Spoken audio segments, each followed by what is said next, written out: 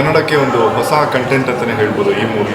I think ತುಂಬಾ ಹೆಣ್ಮಕ್ಳಿಗೆ, especially ಈ ಜನರೇಷನ್ ಹೆಣ್ಮಕ್ಳಿಗೆ ತುಂಬಾನೇ ರಿಲೇಟ್ ಆಗುತ್ತೆ. ಎಲ್ಲ ಹೆಣ್ಮಕ್ಳು ಅಂಡ್ ಎಲ್ಲರೂ ಇಡೀ ಫ್ಯಾಮಿಲಿ ನೋಡುವಂತ ಮೂವಿ. ಸಿನಿಮಾ ತುಂಬಾನೇ ಇಷ್ಟ ಆಯ್ತು ನನಗೆ.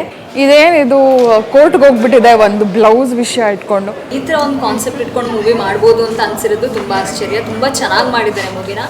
ತುಂಬ ಜನ ಯಾರು ಬಟ್ಟೆ ನೋಡಿ ಅಥವಾ ಅವ್ರು ಹಾಕೊಳ್ಳೋ ಒಂದು ಮೇಕಪ್ ನೋಡಿ ಅಳಿತಿರ್ತಾರೆ. ಸೊ ಅಂಥವ್ರಿಗೆಲ್ಲ ಒಂದು ಲೆಸನ್ ಆಗ್ಬೋದು. ನಿಮ್ಮ ಹೆಂಡತಿಯರು ಅಥವಾ ಮನೇಲಿ ಮಕ್ಕಳು ಒಂದು ರವಿಕೆ ಸರಿ ಹೊಲ್ದಿಲ್ಲ ಅಂದರೆ ಎಷ್ಟು ಅಪ್ಸೆಟ್ ಆಗ್ತಾರೆ ಅನ್ನೋದಕ್ಕೆ ಒಂದು ಉದಾಹರಣೆ. ಸೊ ಇಂಥ ಒಂದು ಸೀರಿಯಸ್ ಮೆಸೇಜ್ನ ಈ ಥರ ಒಂದು ಲೈಟ್ ಹಾರ್ಟೆಡ್ ಕಾಮಿಡಿ ಥರ ತೋರಿಸೋದು ಭಾಳ ಕಷ್ಟ ಇದೆ. ಕಂಗ್ರ್ಯಾಚುಲೇಷನ್ಸ್ ರವಿಕೆ ಪ್ರಸಂಗ. ಬಟ್ ಎಲ್ಲರಿಗೂ ಒಂದು ಮನ ಮುಟ್ಟುವಂಥ ಒಂದು ಕತೆ. ಸೊ ಎಲ್ಲರೂ ದಯವಿಟ್ಟು ಥಿಯೇಟರ್ಗೆ ಬನ್ನಿ, ರವಿಕೆ ಪ್ರಸಂಗ ನೋಡಿ. ನಕ್ಕು ಮನಸ್ತೃಪ್ತಿ ಪಟ್ಕೊಂಡು ಆಯ್ಸ್ ಹೆಚ್ಚಾಗ್ಬಿಟ್ಟು ನೀವು ಹೊರಗಡೆ ಹೋಗ್ತೀರಾ. ಸೊ ಎಲ್ಲರೂ ಬಂದು ಥಿಯೇಟ್ರಲ್ಲೇ ಸಿನಿಮಾ ನೋಡಿ, OTT ನೋಡ್ತೀನಿ, TV ನೋಡ್ತೀನಿ ಅನ್ನೋದನ್ನ ದಯವಿಟ್ಟು ಬಿಟ್ಟು ಥಿಯೇಟ್ರಿಗೆ ಬಂದು ನೋಡಿ.